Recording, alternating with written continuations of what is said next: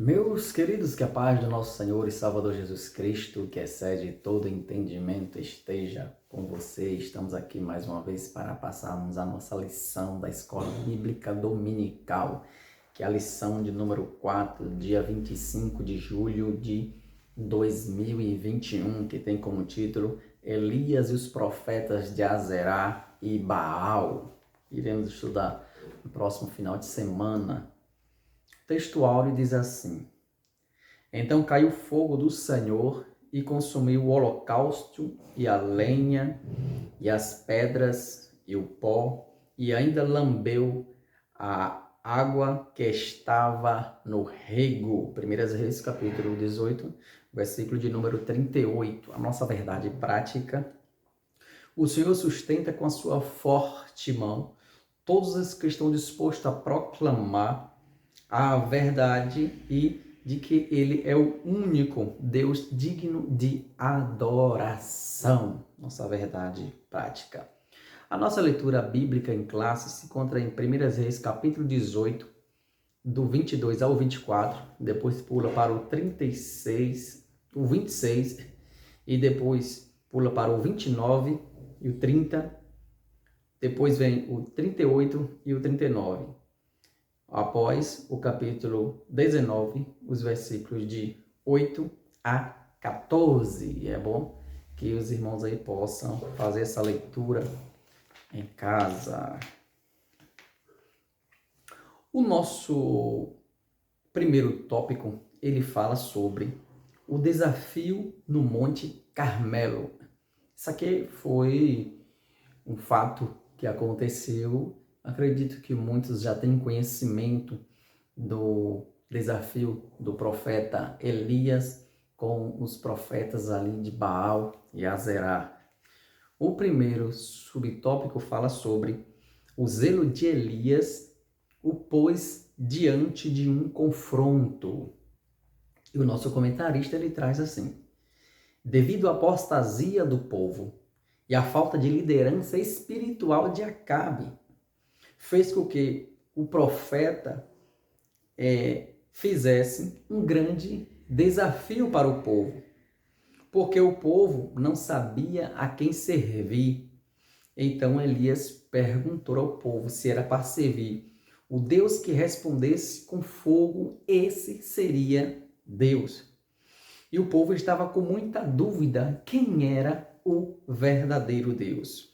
Elias ainda chega a dizer: por que cocheais em dois pensamentos? Porque ele ainda tem dúvida de quem servir. Se Baal é Deus, sirva a Baal. Mas se o nosso Senhor é Deus, que sirva ao nosso Deus. Mas o povo estava em uma cegueira espiritual. O povo estava em um declínio espiritual. O povo não tinha liderança espiritual.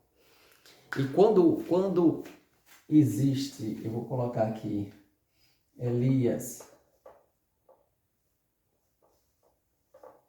quando não existe, primeiro, direção espiritual,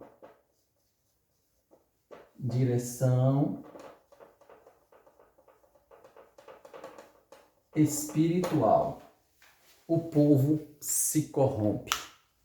Ali não tinha direção espiritual.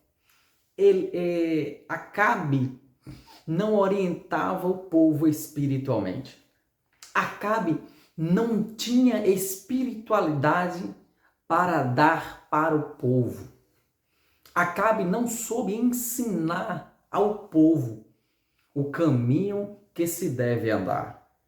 Acabe, ele, mergulhando na idolatria, fez com que o povo também o seguisse.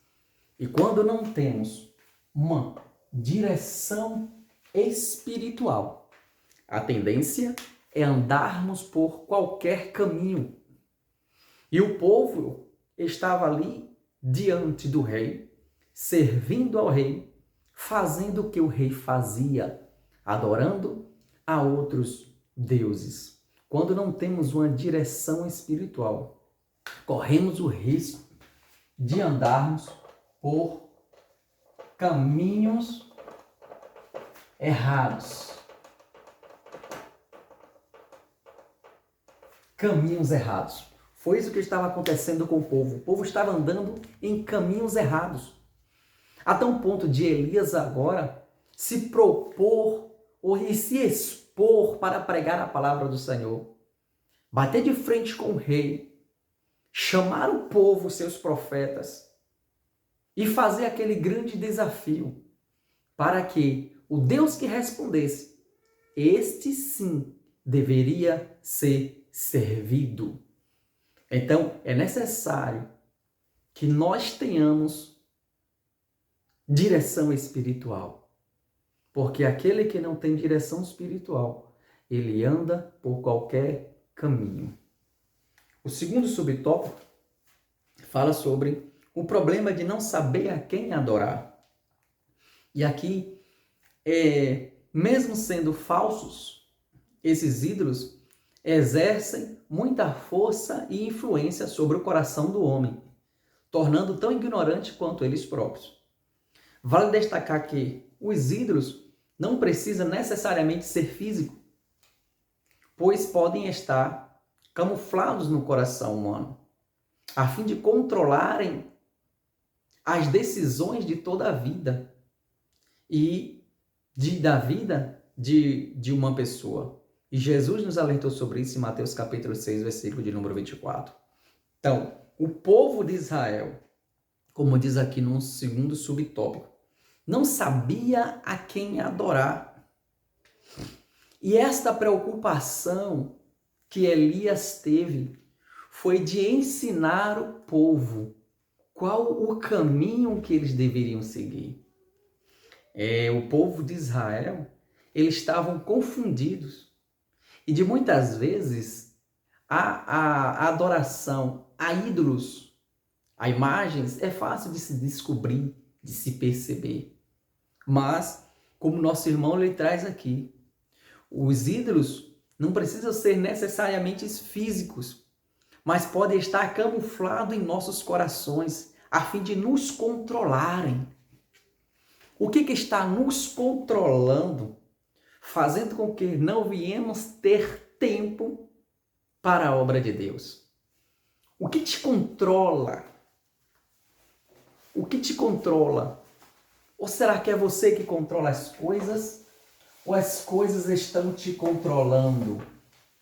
Então, temos que saber em nossa vida que quem tem que estar, o que te controla?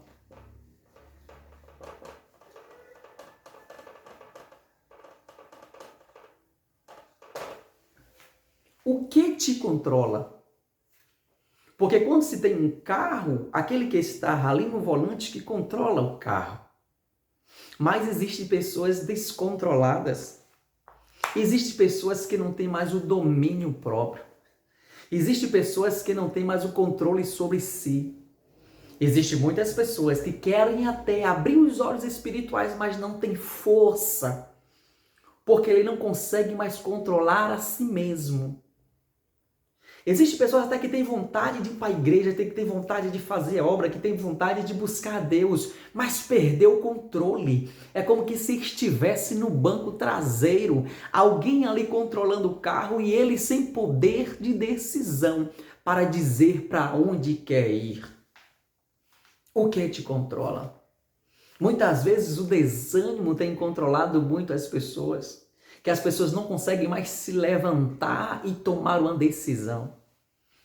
E que o Senhor Jesus seja sempre aquele que esteja nos controlando. Porque quando Jesus nos controla, nossos olhos espirituais estarão abertos.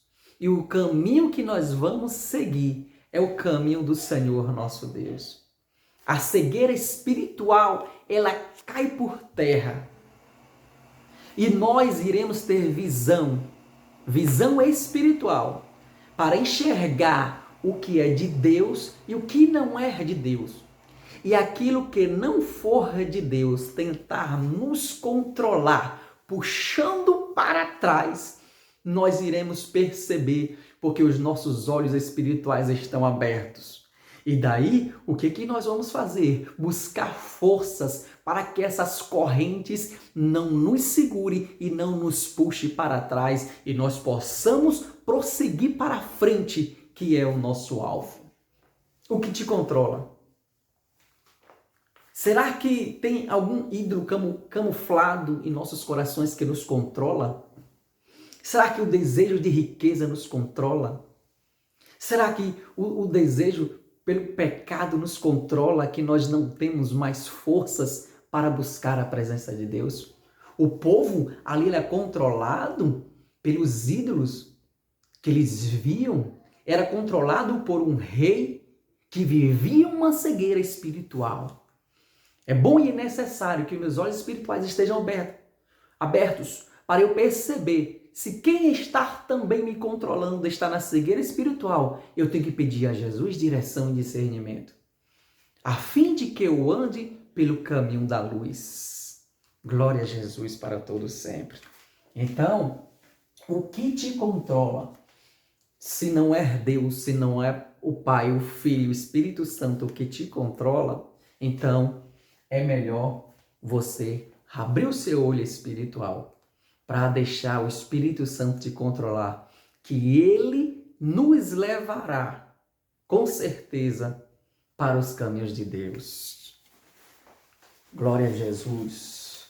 Não podemos deixar outra coisa nos controlar. Lembramos que às vezes estamos no banco de trás e alguém dirigindo. E esse alguém que vai dirigir pode ser quem? Tem que ser quem? Nosso Senhor, nosso Deus, nosso Senhor Jesus Cristo, Espírito Santo do Pai.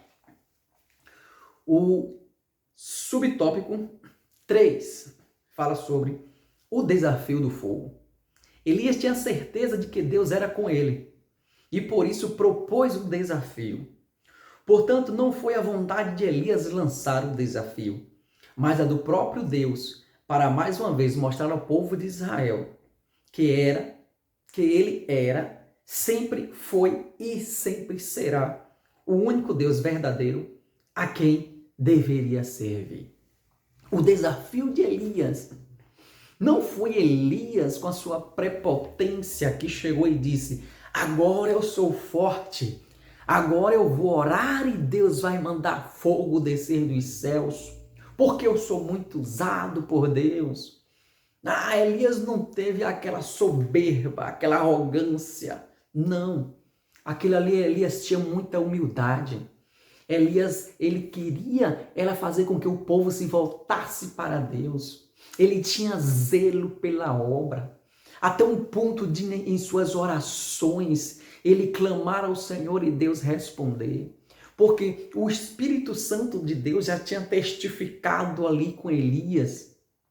E o seu pedido, o seu desejo, quando ele chamou todo aquele povo, os profetas de Baal, de Azerá, para estar ali junto daquele sacrifício, Elias, ele já tinha clamado ao Senhor, já tinha testificado: Senhor, eu vou orar ao Senhor, o Senhor vai mandar fogo do céu, Pai, porque eu sei que o Senhor existe, eu sei que o Senhor tem condição de mandar fogo do céu, consumir tanto aquele holocausto, como consumir as pedras, consumir o holocausto, consumir a lenha, consumir até a água que vai estar ao redor.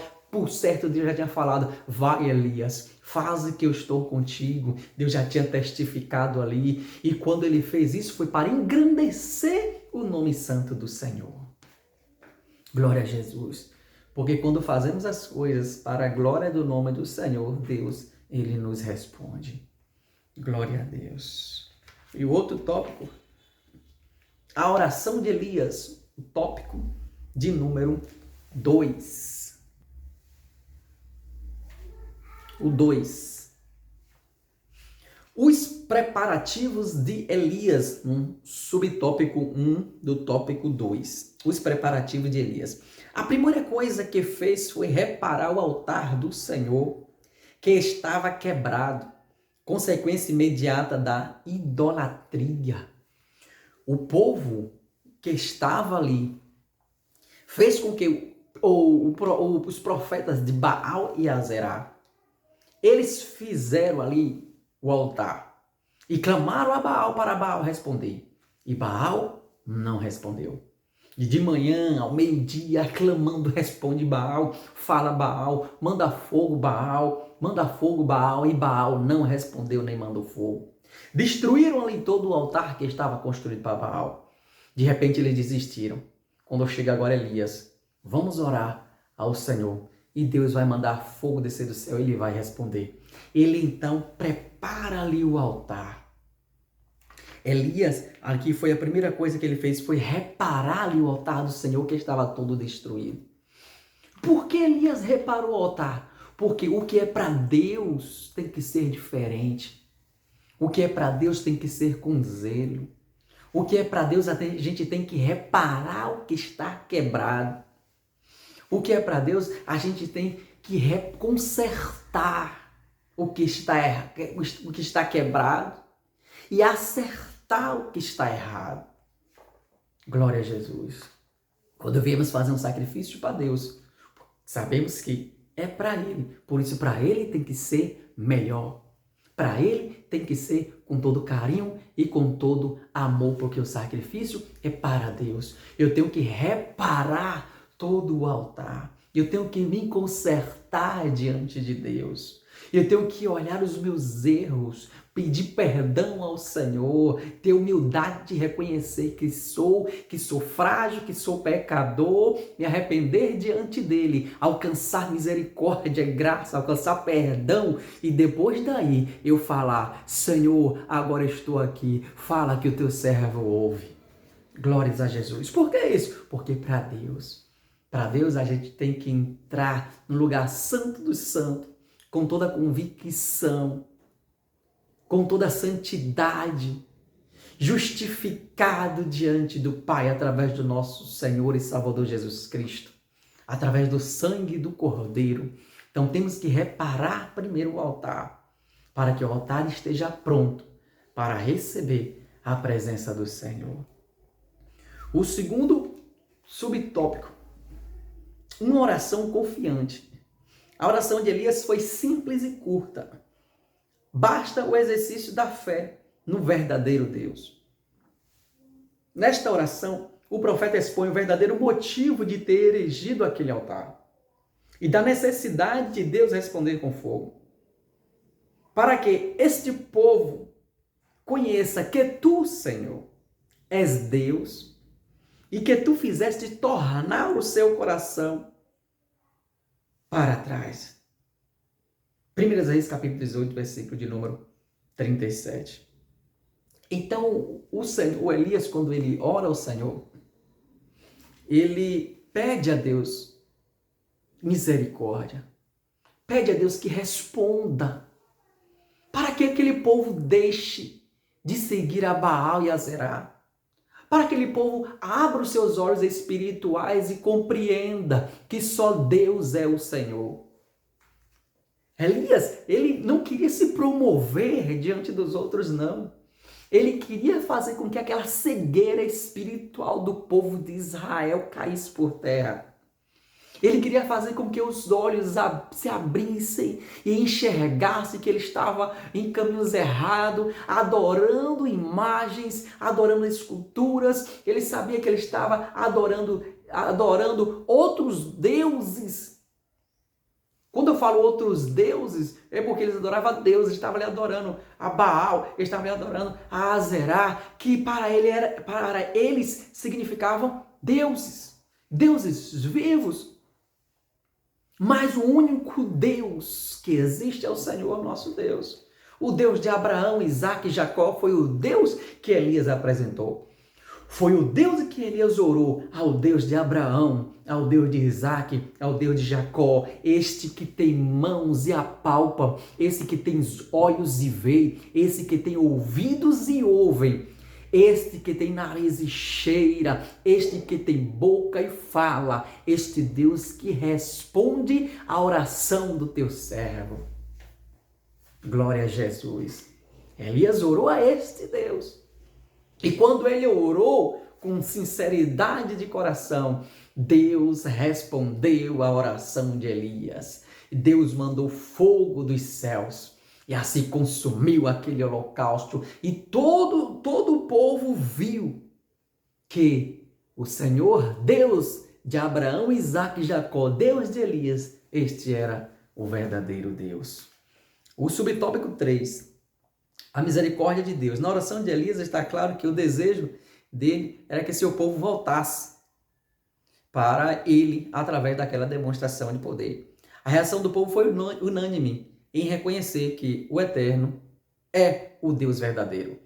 Então, depois da oração de Elias, eles reconheceram, até um ponto de todos se juntarem e começarem a dizer: só o Senhor é Deus, só o Senhor é Deus. E um coro muito bonito soava ali: só o Senhor é Deus. E Deus lá dos céus ouvindo: só o Senhor é Deus. E Deus ficando satisfeito com o povo gritando: só o Senhor é Deus. Só o Senhor é Deus. E Deus estava ali recebendo aquela honra, recebendo aquela glória, porque a glória do Senhor Ele não dará a ninguém. É por isso que a Ele toda a honra, toda a glória e todo louvor.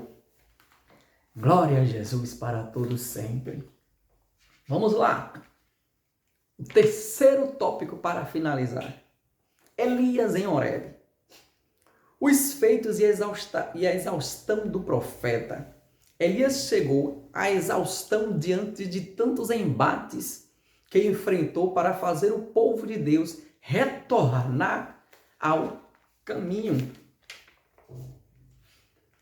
Isso significa que aqueles que ascendem em posição na obra de Deus também podem descer em proporções iguais.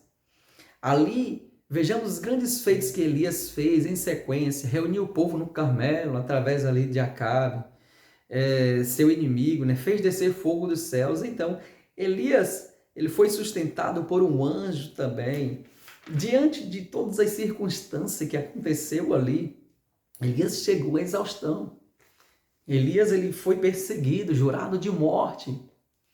Mas Elias, me matem, não, ele escapou da morte.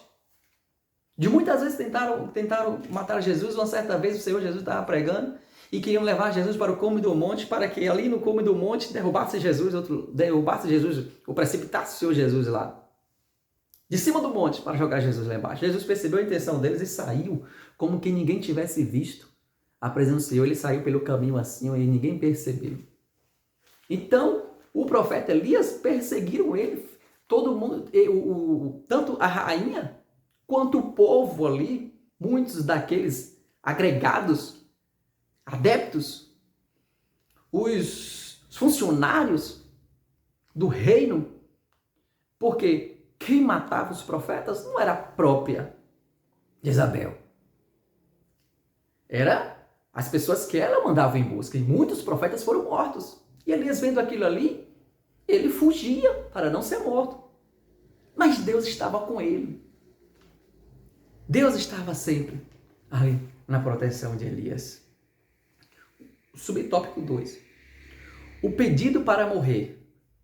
A despeito das potentosas obras que fez Elias, foi terrivelmente perseguido e terrivelmente perseguido e ameaçado, né, por Jezabel, a rainha. Então, mesmo fugindo para não morrer, desejou morte em seu íntimo, ou desejou a morte em seu íntimo, 1 Reis 19:4. Por isso a Bíblia afirma que Elias era homem sujeito às mesmas paixões que nós. Elias chega um determinado tempo que ele vai ali para a caverna. Ele adentra na caverna. E quando ele chega ali dentro daquela caverna, ele então para. E vê tanta perseguição, vê a rainha atrás dele. Acabe não gostava do seu ministério. Perseguia porque Elias falava a verdade. Falava o que Deus mandava dizer. O que Deus mandava falar, ele falava. Ele se sentiu acuado, se sentiu perseguido. Então ele, neste momento, para fugir da sua morte, ele vai e adentra na caverna. E ali ele fica ali na caverna. Mas, dentro da caverna, Deus falou com ele. E isso também acontece de muitas das vezes conosco. Quantos momentos de perseguições, injúrias, calúnias, momentos até às vezes de desânimo, momentos de olharmos para os céus e vermos os céus de bronze, orarmos e não obtermos respostas de imediato, porque nós somos muitas das vezes imediatistas. Oramos a Deus e queremos respostas na hora, mas às vezes oramos e não obtemos aquela resposta na hora. E quantas vezes muitos, por decepção, por tristeza, adentram na caverna. Mas quando chega na caverna, mesmo dentro da caverna, é preciso estarmos com os nossos olhos atentos, os nossos ouvidos espirituais abertos. Porque se nós não conseguimos ouvir Deus fora da caverna, mas Deus é capaz de falar fora. Mas mesmo dentro da caverna, Deus também fala. Mas dentro da caverna não é o melhor lugar para estarmos. Ou não é o lugar indicado para estarmos. Quantas vezes você era professor da escola dominical? Quantas vezes você era ou você foi líder de jovens, líder de senhores, e de repente agora você abandonou tudo e se encontra na caverna? O maior medo de estarmos na caverna é porque na caverna dá muito frio. Na caverna tem muito frio. Na caverna tem muitos bichos peçonhentos. E é ali dentro da caverna que devemos tomar o cuidado para não morrermos congelados, para não morrermos picados por um escorpião, por uma aranha. Temos que tomar muito cuidado quando desistimos de fazer a obra do Senhor e adentramos na caverna e ficamos lá dentro, esperando que o tempo passe. Mas eu digo, Deus ainda tem uma palavra para você dentro da caverna. E é necessário que você abra os seus olhos e deixe Deus falar com seus olhos e seus ouvidos e deixe Deus falar contigo. Saia desta caverna, se levanta, sacode a poeira, sacode o pó, tira e fala: Jesus, eu estou aqui na caverna porque eu entrei por minhas dificuldades, por minhas limitações, mas eu quero lhe pedir, sede comigo, me dá força, me dá ânimo, me dá graça para suportar as adversidades e fazer a sua obra, porque eu sei, Senhor, que a minha luta, ela é grande, mas a minha vitória vai ser maior, porque só se tem vitória se obtiver a luta. Glórias ao nome do Senhor Jesus. O subtópico de número 3 diz assim: a resposta de Deus. Deus interveio de forma miraculosa, enviando até Elias um anjo que lhe trouxe pão e água, tirando daquela situação de imenso desânimo. Elias teve a oportunidade de confessar seu estado de desespero e Deus lhe deu novos sentidos para continuar seu ministério. Ungir Azael como rei da Síria, Jeú como rei de Israel e Eliseu para lhe suceder como profeta. Outra coisa importante aqui, ele confessou o seu estado, ele confessou a sua situação e Deus respondeu, porque Deus ouve um coração sincero. Outro fato importante que acontece aqui é quando Deus lhe deu novos sentidos. Porque de muitas vezes quando estamos na igreja, aceitamos Jesus, nós não queremos ser porteiro, nós não temos muito sentido para buscar ali a presença do Senhor, nós não queremos ser auxiliares, nós não queremos ser diácono, nós não queremos trabalhar na obra do Senhor, não queremos ser cooperador, então a gente não vê muito sentido estar buscando, estar lendo a Bíblia, estar fazendo a vontade de Deus. Não, a gente vai para casa, volta, mas quando a gente tem sentido de buscar a presença do Senhor, quando a gente tem um objetivo, não, meu objetivo sim, de fazer a obra do Senhor, fazer com que Deus ele olhe para mim e veja o meu esforço e veja o que eu estou fazendo, que eu estou sendo zeloso à sua obra. Deus ele vai nos contemplar e vai trazer resposta para nós e tem um sentido maior que é a nossa salvação, que o Senhor Jesus ele comprou, não foi com prata nem com ouro, mas foi com seu sangue precioso. Que Deus nos abençoe, que Deus nos guarde e que Deus nos ajude. Se puder, se inscreva aí no canal, compartilhe para